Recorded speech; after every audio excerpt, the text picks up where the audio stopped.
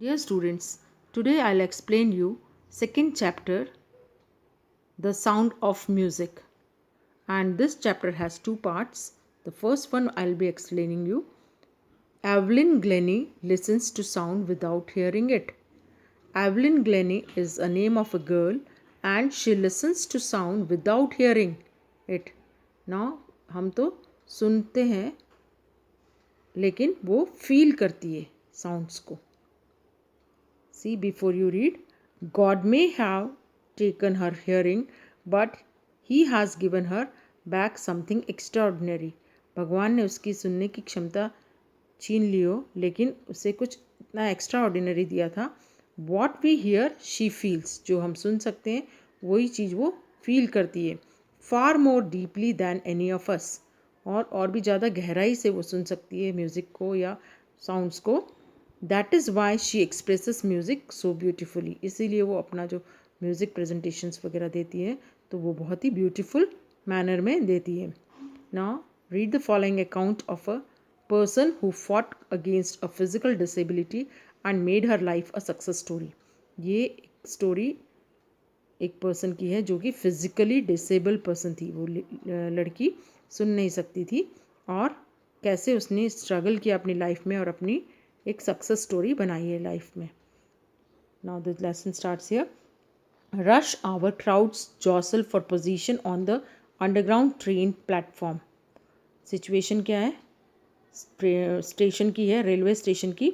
और जो rush hour means जब पीक टाइम होता है, ट्रेन्स आने वाली होती है या जाने वाली होती है, तो उस समय में रश आवर कहा जाता है जब बहुत ज़्यादा भीड़ होती है स्टेशन पे और हर कोई अपनी पोजीशन लेने की कोशिश कर रहा है प्लेटफॉर्म पे. A slight girl looking younger than her 17 years. Slight means small and thin. Jostle see also the meaning push रफली. Now thin girl is looking for younger than her 17 years means 17 साल से भी कम उम्र की लग रही है वो लड़की. Was nervous. कौन है ये लड़की? Evelyn Glenny. Was nervous yet excited as she felt the vibrations of the approaching train. अब बताया कि वो सुन नहीं सकती है तो वो बहुत ही नर्वस फील कर रही है और एक्साइटेड भी है जब उसको वाइब्रेशंस फील कर रही है. वो ट्रेन उसकी तरफ आ रही है. अप्रोचिंग मीन्स नियर आ रही है, पास आ रही है उसके, तो वो फील कर रही है ट्रेन के आने की आवाज़ को, वाइब्रेशंस को. बहुत ही एक्साइटमेंट हो रहा है उसको, नर्वस भी फील कर रही है. It was her first day. क्यों नर्वस फील कर रही है? Because it was her first day at the prestigious Royal Academy of Music in London and daunting enough for any teenager fresh from a Scottish farm. वो उसका पहला दिन था. कहाँ जा रही थी वो? Prestigious Royal Academy of music in London. London में म्यूज़िक एकेडमी ज्वाइन करने जा रही थी वो, रॉयल एकेडमी. वहाँ उसका ऑडिशन वगैरह हुआ था, वहाँ उसका सिलेक्शन हुआ था, वहाँ वो जा रही थी. And daunting enough. Daunting means frightening. बहुत ही उसको डर लग रहा था. Daunting enough for any teenager. Teenager means 13 से लेके 19 ईयर्स की जो एज होती है वो, जिसमें 13, 14, टीन जिसमें आता है 19, तो वो टीनेजर्स कहलाते हैं. तो वो भी 17 ईयर्स से कम की है ना. तो किसी भी एक टीनेजर के लिए बहुत ही फ्राइटनिंग सिचुएशन थी ये. Fresh from a Scottish farm. Scottish means she belong to Scotland. But this aspiring musician faced a bigger challenge than most.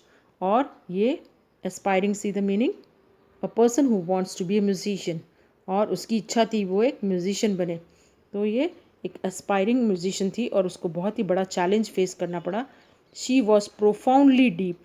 Profoundly means completely she was deaf. सुन नहीं सकती थी बिल्कुल. Evelyn Glennie's loss of hearing had been gradual.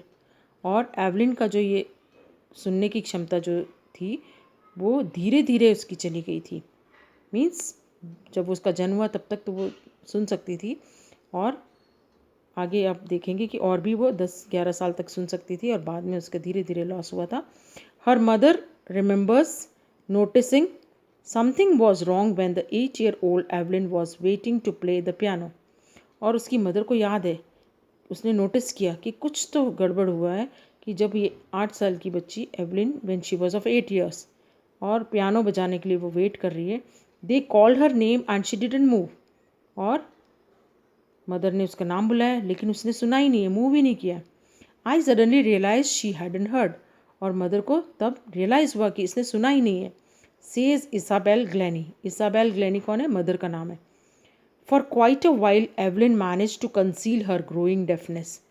For quite a while means थोड़े समय तक तो Evelyn ने अपनी जो ये धीरे धीरे उसकी डेफनेस बढ़ रही थी उसको उसने हाइड किया। कंसील मीन्स छुपाया। और फ्रॉम फ्रेंड्स एंड टीचर्स, किससे छुपाया? दोस्तों से, टीचर्स से, कि उसे सुनाई नहीं दे रहा, ये चीज़ उसने शो ही नहीं करी। But by the time she was 11 her marks had deteriorated. लेकिन जब वो 11 साल की हुई तब क्या हुआ? उसके मार्क्स खराब आने लगे पढ़ाई में। And her headmistress urge her parents to take her to a, और जो उसकी हेडमिस्ट्रेस थी उन्होंने अर्ज मीन्स विनती करना, विनती की पेरेंट्स से कि इसे कहाँ ले जाओ? एक स्पेशलिस्ट को दिखाओ। It was then discovered that her hearing was severely impaired. तब ये डिस्कवर हुआ, तब पता चला कि उसकी जो सुनने की कैपेसिटी है वो बहुत ही इम्पेयर्ड मीन्स खराब हो चुकी है। As a result of gradual nerve damage. और कैसे हुई है उसकी सुनने की क्षमता ख़त्म कैसे हुई? धीरे धीरे, कि उसकी जो नर्व थी वो डैमेज हो चुकी थी। They were advise that she should be fitted with hearing aids and sent to a school for the deaf। और डॉक्टर्स ने क्या एडवाइस किया? स्पेशलिस्ट ने, कि इसे हियरिंग एड, कान में जो सुनने के लिए मशीन लगाते हैं, तो वो उसे पहनाई जाए और उसे एक डेफ स्कूल्स जो होते हैं, जो ऐसे ही बच्चों के लिए होते हैं जो सुन नहीं सकते हैं, उस स्कूल में उसे भेजा जाए। Everything suddenly looked black says Evelyn. और लड़की जो 11 साल की हो चुकी थी तो वो कहती है कि उसके लिए ये सब चीज़ एक तरह से ब्लैक हो चुका था। मीन्स अब तक तो वो सुन पा रही थी, सब चीज़ वो इन्जॉय कर रही थी लाइफ में, और अचानक उसके अंधेरा छा गया उसकी ज़िंदगी में। But Evelyn was not going to give up. लेकिन एवलिन जो थी वो बहुत ही स्ट्रॉन्ग गर्ल थी, इतने में ही वो हार मानने वाली लड़की नहीं थी। She was determined to lead a normal life and pursue her interest in music. और वो एक बहुत ही डिटरमाइंड गर्ल थी। डिटरमाइंड मीन्स जो सोच लिया है वो करना ही है। तो टू लीड नॉर्मल लाइफ, उसने सोचा है, मीन्स ये सोच लिया कि उसे एक नॉर्मल लाइफ जीनी है। And pursue her interest in music, और उसको म्यूज़िक में बहुत इंटरेस्ट था तो उसी में वो उसी को फॉलो करेगी। परस्यू मीन्स फॉलो करना। One day she noticed a girl playing a xylophone and decided that she wanted to play it. और एक दिन उसने क्या नोटिस किया कि एक लड़की जाइलोफोन बजा रही है, और उसने डिसाइड किया कि वो भी बजाएगी। She wanted to play it too. Most of the teachers discouraged her. बहुत सारे टीचर्स ने उसको डिस्करेज भी किया। But percussionist Ron Forbes spotted her potential। See the meaning? Percussionist, a person who plays drum, tabla, बहुत सारे इंस्ट्रूमेंट्स जो बजा लेते हैं पर्सन्स, उनको परकशनिस्ट कहते हैं। तो एक परकशनिस्ट जिसका नाम था रॉन फोर्ब्स, उसने स्पॉटेड मीन्स सॉ, नोटिस किया कि इस लड़की में पोटेंशियल है, ये कर सकती है, ऐसा उन्हें फील हुआ। So he began by tuning 2 large drums to different notes. और रॉन फोर्ब्स ने क्या किया? शुरुआत की उसको सिखाने के लिए, और 2 लार्ज ड्रम्स बजाने शुरू किए उसने।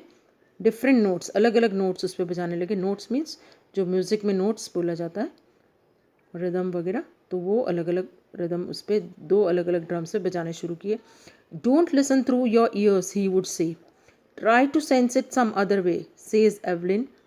एवलिन कहती कि वो जो रॉन फोर्ब्स थे परकशनिस्ट, उसने क्या कहा कि don't listen through your ears, कान से तो वो सुन ही नहीं सकती है, तो उसे वो कहते थे कि कान से मत सुनो, कोई और तरीका दूसरा ढूंढो जिससे कि तुम सेंस कर सको, फील कर सको। Suddenly I realise I could feel the higher drum from the waist up and the lower one from the waist down. और एवलिन कहती है कि सडनली मुझे रियलाइज़ हुआ कि मैं फील कर पा रही हूँ जो हायर ड्रम है, जो बड़ा ड्रम बजाया जा रहा है, उसको मैं वेस्ट मीन्स कमर वाला पोर्शन, तो अपर पोर्शन से सुन पा रही हूँ, और जो छोटा दूसरा वाला जो ड्रम है, लोअर ड्रम, उसको मैं अपना वेस्ट का कमर से नीचे वाले पोर्शन से वो सुन पा रही है। Forbes repeated the exercise. और ड्रम्स बजाने की एक्सरसाइज को फोर्ब्स ने रिपीट किया, बार बार बजाया. And soon Evelyn discovered that she could sense certain notes in different parts of her body. और बहुत जल्दी ही एवलिन ने ये डिस्कवर कर लिया कि वो सेंस फील कर सकती है, सुन सकती है अपनी डिफरेंट पार्ट्स, बॉडी के डिफरेंट पार्ट्स से वो म्यूज़िक को या कुछ नोट्स को वो समझ पा रही है, सुन पा रही है. I had learn to open my mind and body to sounds and vibrations. और एवलिन ने सीख लिया था कि कैसे उसको अपने बॉडी के पार्ट से म्यूज़िक को या साउंड को या वाइब्रेशंस को सुनना है. The rest was share determination and hard work. और बाकी सब तो उसकी कड़ी मेहनत थी और उसका डिटर्मिनेशन था जिससे वो आगे सक्सेसफुल हुई. She never look back from the point onwards. और जब उसको ये फील होने लग गया साउंड्स को वो और वाइब्रेशंस को सुन सकने लगी अपने माइंड और बॉडी से, तब फिर उसने पीछे मुड़ के नहीं देखा और आगे बढ़ती चली गई. She taught the United kingdom with a youth orchestra and by the time she was 16 she had decided to make music her life. और वो यूनाइटेड किंगडम भी गई यूथ ऑर्केस्ट्रा ग्रुप के साथ में. और उस समय में जब वो 16 ईयर्स की थी, she had decided to make music her life. और 16 साल की उम्र में उसने डिसाइड कर लिया कि अब मैं अपनी लाइफ म्यूज़िक में ही बनाऊंगी. She auditioned for the royal academy of music and scored one of the highest marks in the history of academy. और उसने ऑडिशंस दिए थे रॉयल एकेडमी, जहाँ वो जा रही थी लंदन में, रॉयल एकेडमी ऑफ म्यूज़िक. और वहाँ उसने सबसे ज़्यादा मार्क्स स्कोर किए थे जो कि उस एकेडमी में किसी ने भी स्कोर नहीं किए थे. She gradually moved from orchestral work to solo performances. और फिर धीरे धीरे ऑर्केस्ट्रा से वो अपने सिंगल परफॉर्मेंसेस भी देने लगी. At the end of her 3-year course she had captured most of the top awards.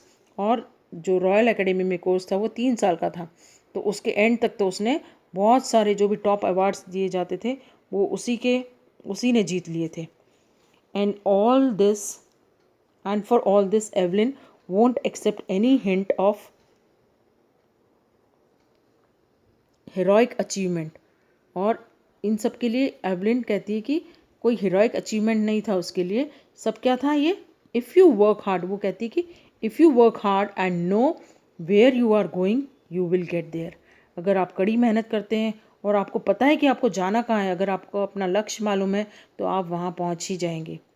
बच्चों, इसी के साथ आप भी इस तरह से सीख ले सकते हैं कि if you have decided to score the marks that is 95% और वॉट एवर, और आप अगर उसके साथ कड़ी मेहनत करते हो तो यू विल गेट देयर.